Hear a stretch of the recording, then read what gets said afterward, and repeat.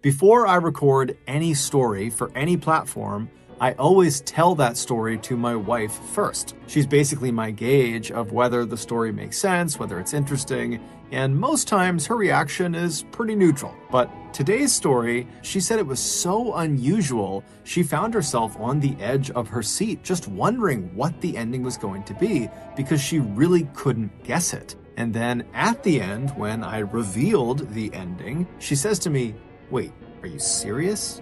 But before we get into today's story, if you're a fan of the strange, dark, and mysterious delivered in story format, then you've come to the right podcast because that's all we do. And we upload twice a week, once on Monday and once on Thursday. So if that's of interest to you, please spend a considerable amount of time out in the freezing cold with no gloves on, then come back inside and warm your hands up by placing them directly on the 5-star review button's neck. Also, please subscribe to the MrBallen podcast wherever you listen to podcasts so you don't miss any of our weekly uploads. Okay, let's get into today's story. Alexandra Ignatovic, or Sandra for short, was born in 1967 in a quiet suburb of Vancouver, Canada. Her parents, who had immigrated to Canada from Yugoslavia, were both extremely hardworking people who also had big, warm personalities and great senses of humor. They would pass all three of those qualities on to their daughter, which in turn made her a very popular person from a young age.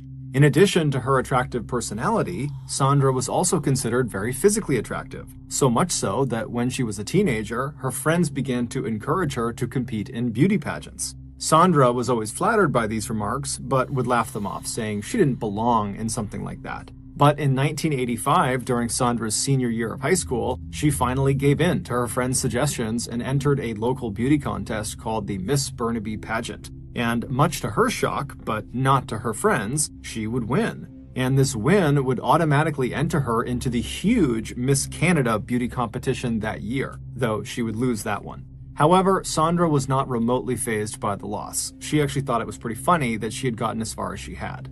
After high school, Sandra lived at home with her parents and attended a technical school to become a dental assistant. During this time, Sandra and her mom, Sedenka, who she was very close with, developed a hobby that they did together on the weekends. On nice days, they would find local open houses, and they would pretend to be in the market for buying a home, when in reality, they just wanted to walk around the property and fantasize about what it would be like to live there. In 1987, when Sandra was 21 years old and was now working full-time as a dental assistant but still living at home, she and her mother, like usual, went to an open house one weekend in their neighborhood, and once they arrived, it was very crowded, and so they made their way off to the side and just began chatting in their family's native tongue, Serbo-Croatian. And so as they're doing this, a woman they didn't recognize walks up to them. She was this short, older woman with rosy cheeks who was grinning ear to ear, and when she reached the mother and daughter, she very excitedly began speaking in Serbo-Croatian as well. She said her name was Jelka Pesek, and she couldn't help but overhear them speaking in her native tongue. Like Sandra's parents, Jelka had immigrated to Canada from Yugoslavia, and like Sandra and her mom, Jelka was at this open house pretending to be in the market for a home when really she was just fantasizing same as they were.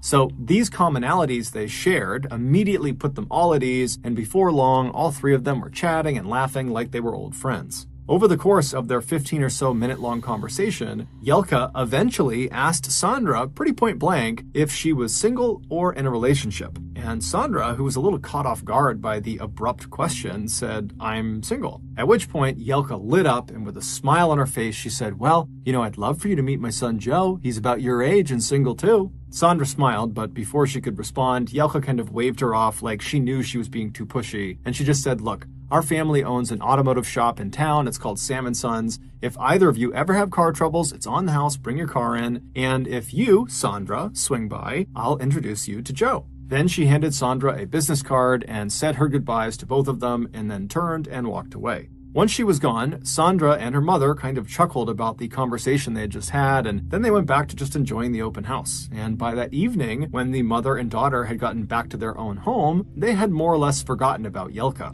However, The following day, while Sandra was out running some errands, her car's engine started making really loud knocking sounds. While she didn't know what they meant, she knew that she really needed to have someone look at her car. And so as she began to look around, wondering if an auto body shop just happened to be close to her, she remembered Yelka from the day before giving her that business card for her auto body shop. And so Sandra pulled over to the side of the road, she fished inside of her purse, and she pulled out that card, the business card, and she saw the address of the auto body shop was only a couple of blocks away. And so she merged back onto the road and she began driving over. When she arrived outside of Sam & Son's auto body shop, she parked in their front lot, and then she got out and she made her way into the front office. And then as soon as she stepped inside, she saw right ahead of her was this big desk, and behind the desk was Yelka. And as soon as Yelka saw Sandra coming in, Yelka lit up and she said, "Oh my goodness, you're here. Come here, come here. I got to introduce you to my son." And that's when Sandra said, "Well, actually, I'm here because my car actually broke down today. And I was wondering if, you could have a look at it." And immediately Yelka said, "Oh, of course." She grabbed a mechanic. She pulled him over and said, "Right now, go out and get Sandra's car. She has to be at the front of the line." And so the mechanic went out to get Sandra's car. And then Sandra said,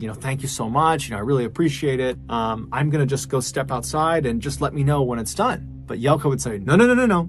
You have to meet my son. Hold on just a minute." And so Sandra just kind of stood in the waiting room, kind of feeling a little bit awkward. And Yelka ran back into the back room behind the desk. And then she came running back out a few minutes later. And just a few seconds behind her was this handsome man in a crisp suit who had short, dark hair and a perfectly manicured mustache. And Yelka immediately grabbed him and kind of wheeled him out from behind the desk and brought him right in front of Sandra. And with a huge grin on her face, she says to Sandra, "This is Joe. This is my son. He's single. You're single. You two should go on a date." And so Sandra and Joe immediately laughed because it was so pushy and so forward, it was just kind of comical. But over the course of their very short interaction, they both found each other attractive and they actually agreed to meet up for a date. And over the course of the next few weeks, the pair would go on many dates and they would become inseparable. Joe would take Sandra to the nicest restaurants in town, they would go dancing, and then sometimes they'd just hop on Joe's motorcycle and go for long rides in the countryside. Less than a month after their first meeting, Sandra was already telling her family and friends that Joe might be the one. And she would be right, because almost exactly a month after their first meeting, Joe would ask Sandra to marry him, and she would say yes. Sandra was beyond excited. She knew this proposal had been abrupt, but she didn't care. She felt like Joe was perfect. However, there was one detail about Joe that Sandra hadn't really seen fully yet, and that was his mother.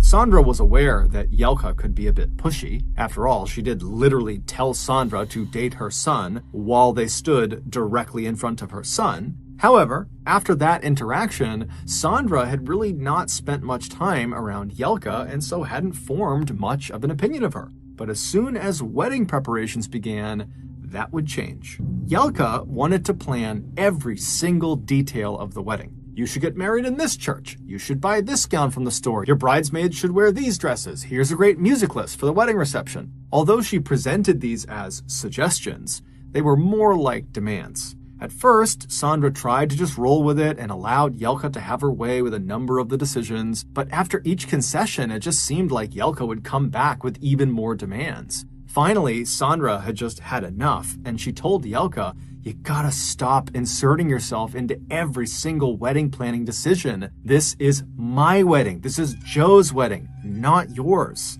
And shockingly, Yelka responded by effectively saying, "I know better than you, and I'm not going to stop telling you how to have the best wedding because I want it to be the best." Sandra was dumbfounded. She felt like she literally could not stop Yelka, and so she went to her fiance, and although she knew she was putting him in a really awkward situation, she told him he had to step in and tell his mom to back down, that she was totally overbearing and making this wedding process a nightmare. At first, Joe tried to act like Sandra was overreacting, but Sandra just was not having it, and she basically said, "I will postpone this wedding if you don't handle this." And so after a deep sigh, Joe told Sandra, "Okay, I'll go talk to my mom." And sure enough, Joe would. And Yelka would step back as a result of this conversation. However, it was plainly obvious that Yelka was not happy about this. And to show her displeasure, for the rest of the wedding planning cycle, Yelka refused to look at or talk to Sandra. But as upsetting as this was for Sandra, ultimately she was kind of okay with it because 1, Joe had demonstrated that he could have her back when she really needed him, and 2, she didn't really like talking to Yelka at this point. She found her incredibly annoying, and so to have Yelka ignoring her was kind of a good deal. A few weeks before their wedding, Sandra and Joe, who at that point both still lived with their parents, decided to go out and get an apartment they could share together as a couple. And they found one. It was very small and was the only one they could actually afford, but it was relatively close to both of their families and their work, so they took it. After getting the keys, Sandra and her mom would spend a very fun weekend going out to yard sales and discount stores to decorate and furnish the apartment, and by the time they were done, Sandra and Joe loved it. On June 11th, 1988, Sandra and Joe finally got married in front of all of their friends and family, and everyone seemed to have a great time, except for Yelka. Then, after the wedding, the new couple headed off to Hawaii for their honeymoon. A week later, Sandra and Joe returned to Vancouver, and when they walked into their new apartment, they were both shocked. The entire place had been completely redecorated. Couch covers had been switched out, the kitchen had been reorganized, bathrooms had different colored towels, the bed had different sheets on it, and it was even facing a different direction. After calling around to their families, they quickly discovered Yelka was responsible. She had used Joe's keys to slip into the apartment while they were on vacation. Sandra was furious. She and her mother had worked so hard to furnish and decorate the apartment to make it feel like her own, and now it just felt like Yelka's. It was so rude what she had done. Sandra literally couldn't believe it. Despite putting everything back the way it had been in their apartment, this was a massive violation of their privacy, and Sandra openly told Joe that she wanted nothing to do with his mother. However, it wasn't that simple for Joe. Despite her transgressions, Joe still loved his mom, and he got his paycheck from his mom. She was literally his boss at the auto body shop, so he couldn't just disown her, nor did he want to. This caused a lot of friction between the couple, but ultimately they just kind of accepted that they would need to find a way to live with Yelka and her intrusive behavior because she wasn't going anywhere. But despite Sandra's best efforts to put up with Yelka, Yelka made that nearly impossible on a regular basis. Shortly after the apartment redecorating incident, where afterwards Joe and Sandra told Yelka, "You cannot sneak into our apartment when we are gone," Yelka began sneaking into the couple's apartment when they were gone. Yelka had made a copy of her son's keys and just came and went as she pleased. At first, all she did was straighten things up around the apartment and periodically would go through their fridge, throwing away old food and sometimes replacing certain food items with other food items that she believed were better in some way. At first, Joe and Sandra actually didn't notice, but when it seemed like their entire fridge was starting to become full of food neither of them remembered purchasing, they confronted Yelka, and sure enough, she admitted to it. But the way she framed it was that she was simply swinging by and dropping off groceries. After this admission, privately, Sandra told Joe that he had to step in and stop Yelka from doing this. They had already told her, "You can't do this," and she's doing it all over again. And Joe, he would tell his wife, "Oh yeah, I'm going to tell her to stop, for sure." He actually would not. And so Yelka would just continue to come in and out of their apartment as she pleased. Sandra was furious and felt like she had totally lost control of the situation, but at the same time, she started having feelings that, maybe she was overreacting. Maybe she was wrong about Yelka, and she was just hypersensitive to what she was doing, and that in reality, Yelka was being really helpful. But when Yelka, during one of her secret apartment visits, removed half of Sandra's entire wardrobe from her closet and replaced it with clothing Yelka had bought, Sandra officially had had enough. Instead of waiting for Joe to come home that evening and to figure out what to do together, Sandra just hopped in her car and drove right over to her in-laws' house. When she arrived, she ran up the front steps. She didn't even knock on their door. She simply opened it and screamed at Yelka, who was straight ahead in the kitchen, that she can never come in their apartment without permission ever again. Then she screamed at Yelka to give her her clothing back immediately.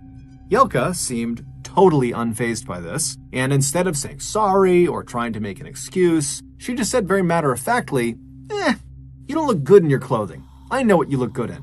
Then she walked over to a closet near the front door, pulled out several dresses and blouses and kind of chucked them at Sandra, and then holding her crumpled clothes in her arms, Sandra glared at Yelka for an extra second before turning and storming out of the house back to her car. When she got back to her apartment, Joe had come home at this point, so Sandra walked in and pretty much immediately laid into him. She explained how his mom had taken her clothes and that now she had just completely had it. She was done with Yelka. She can't come back in here. It's over. It's done. But while the couple fought, there was a knock on their front door. The couple stopped talking and Joe stood up and walked over to the door and he opened it. And shockingly, standing on the other side was Yelka and her husband, Sam.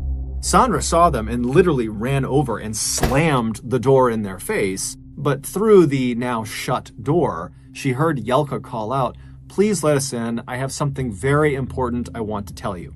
Sandra could sense that Yelka's tone seemed different somehow. Perhaps she was here to apologize. It certainly seemed possible given recent events. And so while holding the doorknob, Sandra turned and looked at Joe, who had a look of I don't know what to do on his face.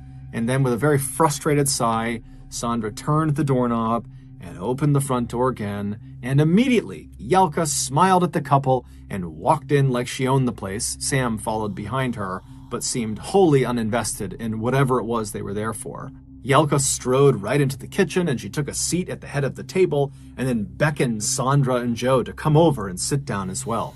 Sandra was already regretting her decision to let them in, but she did want to hear what Yelka had to say, and so she walked over and sat down, as did Joe. Once everyone was sitting around the table, Yelka smiled and said, "Sandra, Joe, we're going to make an $85,000 down payment on this beautiful 2-story house for you two to live in.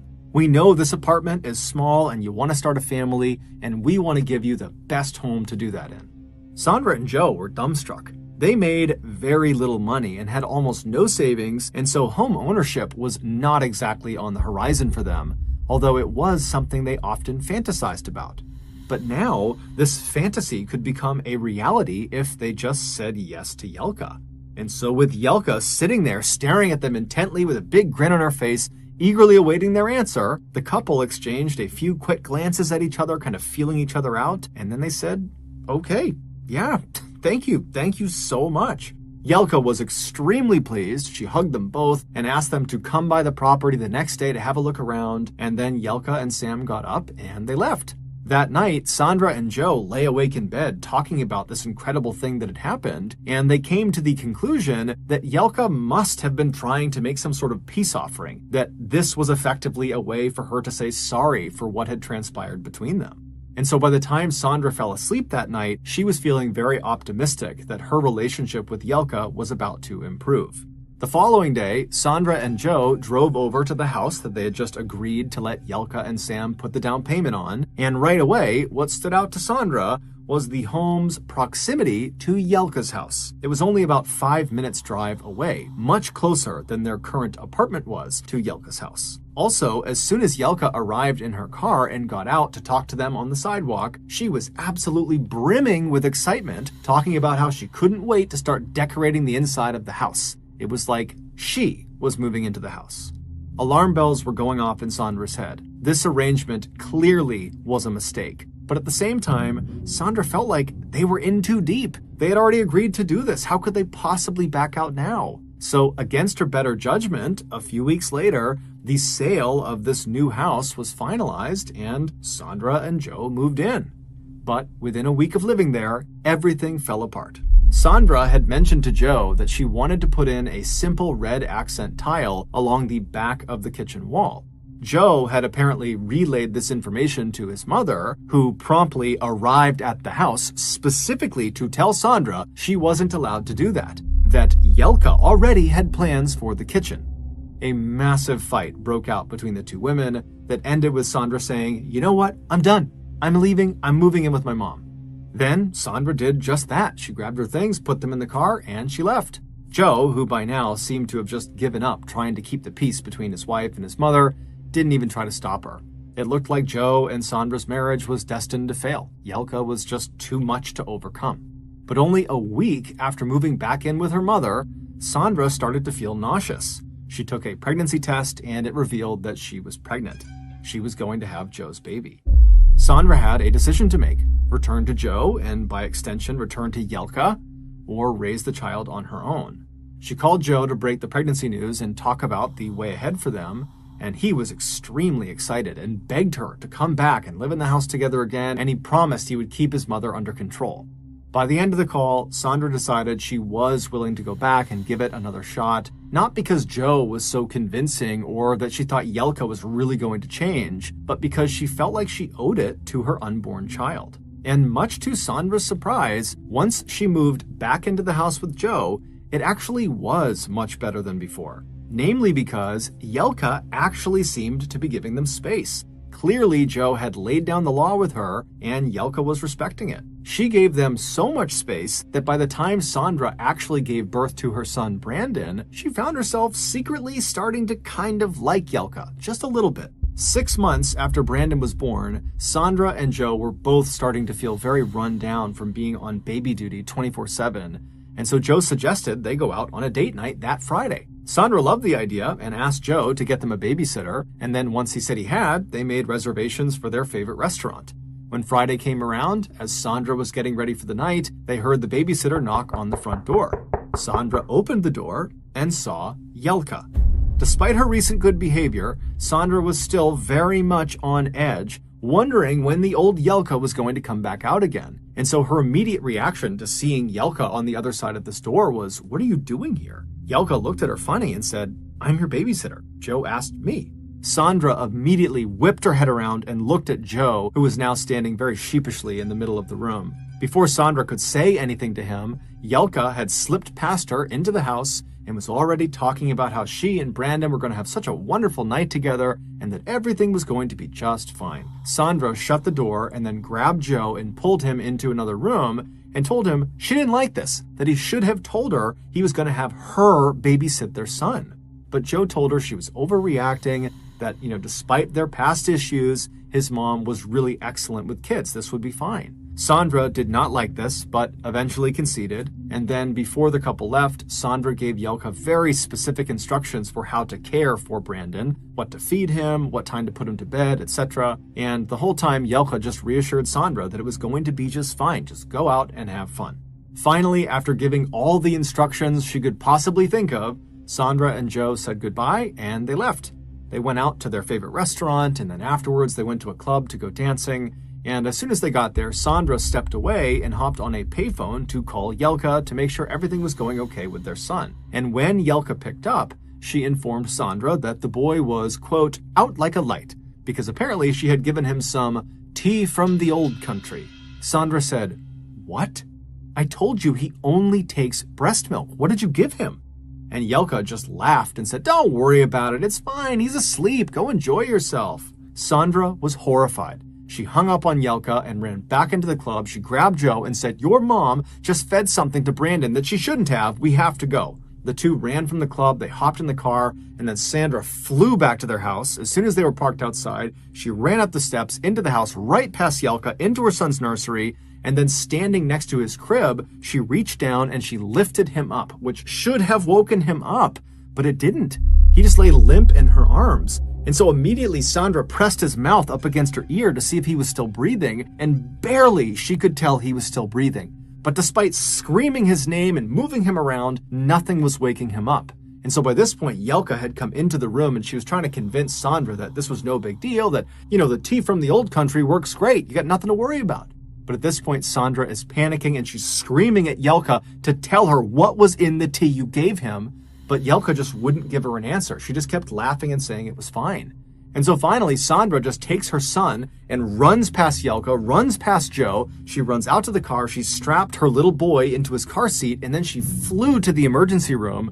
And then when she got there, she hopped out. She's carrying her baby. She's hysterically crying. And she runs in through the doors, and all the doctors and nurses, they run over and they take the child from her, and they're asking all these questions. They're trying to figure out what's going on, and they start feeling for a pulse, and they would find one. However, it was very, very slow. And so they whisked Brandon away into an exam room to work on him and figure out what was going on. Meanwhile, Sandra just had to pace in the waiting room, crying hysterically, having no idea what's happening to her boy. But luckily, just a few minutes later, one of the doctors would come back out of the exam room and they would tell Sandra that, we think your son's going to be just fine. We don't know what he consumed, but whatever it was not good, and he should never have that again. And then he told Sandra she could come back and actually be with her son again. And so Sandra left the waiting room and she went down the hall. She went into the room where her son was, and there, laying on this bed with wires and tubes connected to him, is her little boy, who still looks totally lifeless. And so Sandra walked around and she sat down next to the bed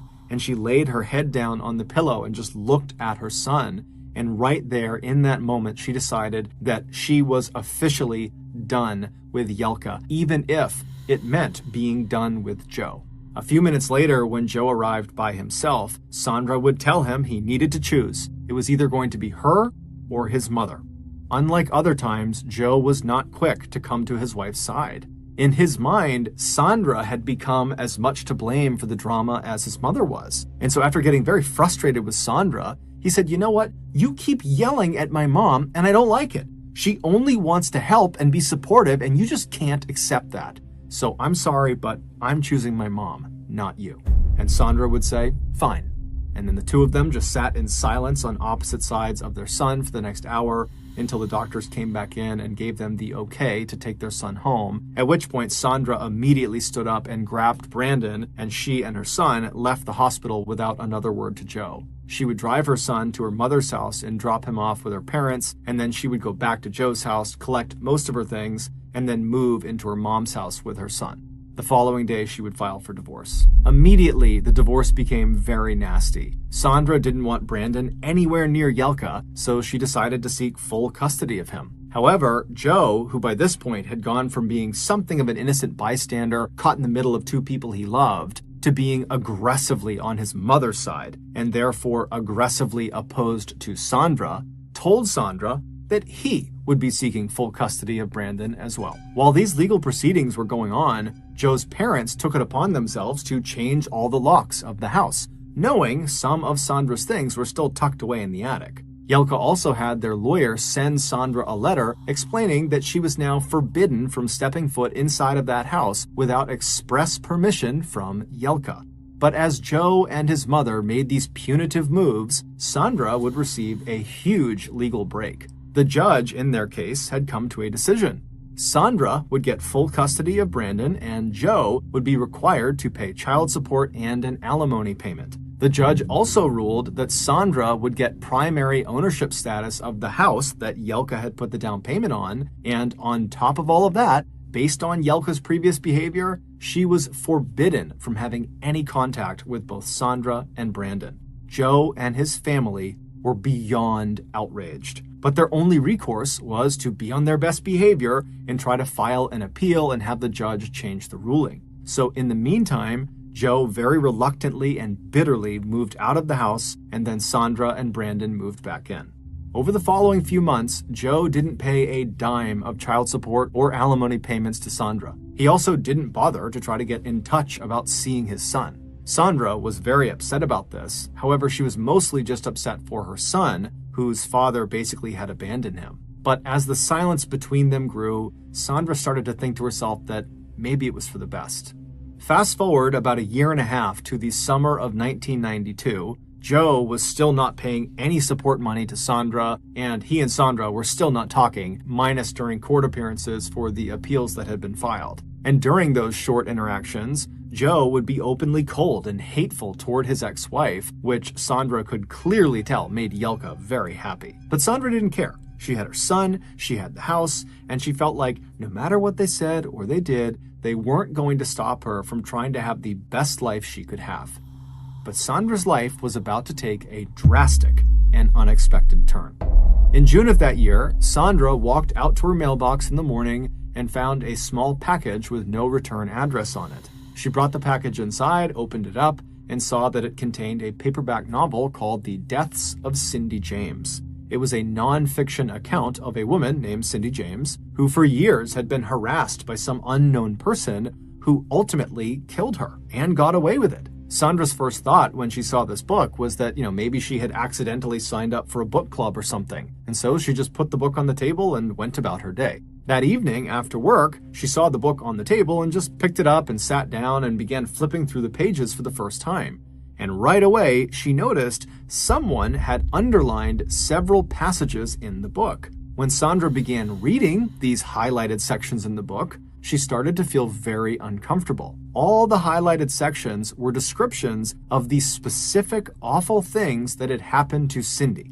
Namely, her tree in her front yard had been lit on fire. She started getting threatening phone calls at all hours of the night. Strangers would lurk on her property. Cars followed her around when she was out in town. And then the last underlined passage was about Cindy's death, and only 2 words were underlined: "You're dead." Sandra didn't know what to make of this book, but it definitely felt threatening. She assumed Joe had sent it just to be cruel. 2 days later, Sandra was sitting in her living room with a friend when they both suddenly heard a strange sound coming from the outside of the front of her house. All of the windows that looked into the front yard had the curtains drawn, and so Sandra and her friend stood up and walked over and pulled one of the curtains aside, and right in the middle of the front of her property on her front lawn, her tree was on fire, just like the Cindy James book. In fact, as soon as Sandra saw this, she handed Brandon to her friend and she ran into the kitchen and she grabbed the book, the Cindy James book, and she ran back and she flipped through the pages and she found the passage about the tree and she showed it to her friend and she said, "Look, someone sent me this 2 days ago and now they're doing what's happening in the book to me." Sandra would call the fire department and the police department and they would all show up and they would put the fire out. And then afterwards, Sandra would speak to the officers and she would explain the situation about her divorce and how she'd received this book. But the police didn't have much they could do. Even if Joe had done this, there was no proof. So they just told her to, be vigilant and report anything strange you see. And if you call us, we'll come out immediately. Over the following weeks, a man started calling Sandra's house in the middle of the night. He never said anything. He just breathed into the phone. The calls became so frequent that Sandra had to disconnect her phone at night just so she and Brandon could sleep. She would tell the police about the calls, but again, there was just nothing they could do. About a month after the calls had begun, Sandra was giving her son a bath in their house, and after he was all clean, she scooped him up in a towel and she carried him across the hall into his room, which was on the first floor in the back of the house. And when she walked into his room, the light was off, so it's totally dark, and the curtains that covered the back window were actually pulled to the side, revealing a clear view into the backyard. And standing right on the outside of her house, looking into her son's window, is this large man with a ski mask on. And he can clearly see that Sandra is looking at him, but he's totally unfazed. In fact, when he can tell that Sandra has made eye contact with him, he leans forward into the glass before turning and walking out of sight. Sandra immediately runs all over her house, making sure all the doors are locked, and then as she's reconnecting her phone to call 911, she hears banging on windows and she hears banging on the walls, and then by the time the police show up, there's no sign that anybody was there. And so once again, the police had to say to her, "Sorry, you're on your own." The next day, when Sandra noticed a car was now clearly following her in town, she realized all of the underlined sections of the Cindy James book had now happened to her in real life, except for one, the last underlined section, the one where Cindy dies. Scared for her life, Sandra hired a private investigator to both watch her home and try to figure out who was behind this. But after a couple of weeks, the nightly calls and occasional footsteps outside of her windows at night continued, and the private detective had gotten no closer to figuring out who was behind this. However, he did tell Sandra that he had been following Joe around and watching him and his family, and they all appeared to just be living a normal life. On the afternoon of August 5th of that year, so 2 months after receiving the Cindy James book in the mail, Sandra walked out of her dental office with her coworker Bernice. That day, Sandra was supposed to give Bernice a ride home. So the pair walked across the parking lot to the road where Sandra's car was parked. Sandra hopped in the driver's seat and fired up the engine, while Bernice hopped in the passenger seat and bent down to shove her bag underneath the seat below her. As Bernice was bent down, she suddenly heard gunfire on her left. She screamed and stayed bent forward, gripping the back of her head to protect herself, and then when the shooting stopped, Bernice sat up and looked out the front window, and she saw a red car speeding away from them. Then she turned to look at Sandra, and she saw her coworker was slumped forward. 2 of the 6 shots that had been fired from that red car had struck Sandra in the head. Bernice ran out of the car and she got help, and before long the police and paramedics were there, but by the time they reached Sandra, it was too late. She was already deceased. After her death, the police immediately turned their attention to Joe as their primary suspect. However, despite showing no emotion when he was told the mother of his child had just been murdered, he did have a rock-solid alibi. He had been at a public swimming pool during the shooting and even had a receipt to prove it. But the police just weren't buying it. Something seemed off about him. So they began staking out Joe's parents' house, which is where he was living at the time, watching to see what Joe did and who he talked to. And for the first 4 days, nothing unusual happened. But on the 5th day, the police were watching the house from a distance when Yelka suddenly came out the front door and hopped in her car and started to back down her driveway. But before she reached the end of the driveway, she came to a stop. Then a man came running out of her house who was neither Joe nor her husband, and he climbed into the back seat of her car and then laid down on the floorboards so no one could see him. The police thought this was very odd, so they decided to trail Yelka. They would follow her to a nearby mall parking garage where she and this man would climb out of the vehicle and go into the mall at different times as if they were trying to make it seem like they didn't know each other. One of the officers would stay in the parking garage watching Yelka's car, while the other officer went into the mall to see what these two were up to. But very quickly, that officer lost sight of both Yelka and this man, and so he had to return back to the parking garage with his partner. A little while later, the 2 officers watched as Yelka returned to her car, and then a few moments later, so too did this man, who promptly climbed back into her car and got down on the floorboards out of sight again. The police would trail Yelka back to her house, where as soon as she parked in the driveway, the man in the back climbed out and walked to the front of the property, hopped in a parked car, and drove off. The police followed this man and pulled him over less than a mile away, and when he got out of the car, something fell out of his pocket that blew the case wide open. It would turn out Joe really hadn't been involved in what happened to Sandra. However, his mother Yelka had. She had grown to hate Sandra so much she had decided she wanted to get rid of her, and she had just the plan in mind. Yelka was obsessed with the story of Cindy James, and so she decided she would force Sandra to relive Cindy's nightmare all the way to its grisly conclusion. After doing some digging, Yelka discovered one of her family friends, a man named Milan Nanatic, had connections to a hitman named David Segoviano. David was really just a seedy criminal willing to do just about anything for money. Yelka instantly told Milan to hire David to take out Sandra. However, she stressed that David had to first carry out all the underlined segments of the Cindy James book before he shot her down. Because Yelka didn't just want to kill Sandra, she wanted to torture her first. Milan Nanatic was the man who was hiding in Yelka's car. The two had driven to that mall so that Yelka could take $30,000 in cash out of a bank that she was paying to Milan for organizing the hit. And then Milan was going to take a portion of that and pay it to David, the shooter. And so when Milan got pulled over by police, when he stood up, the cash that he had been paid by Yelka was jammed in his pockets. And so literally he stood up and hundreds of dollars began falling out of his pockets. And very quickly the police were able to figure out what it was for. Less than a year later, Yelka, Milan, and David were tried and convicted for the murder of Sandra Pesek. They were all given the maximum sentence for first-degree murder in Canada, which is 25 years. Joe Pesek was never charged with a crime. As for Sandra's son, he would go on to be raised by Sandra's mother.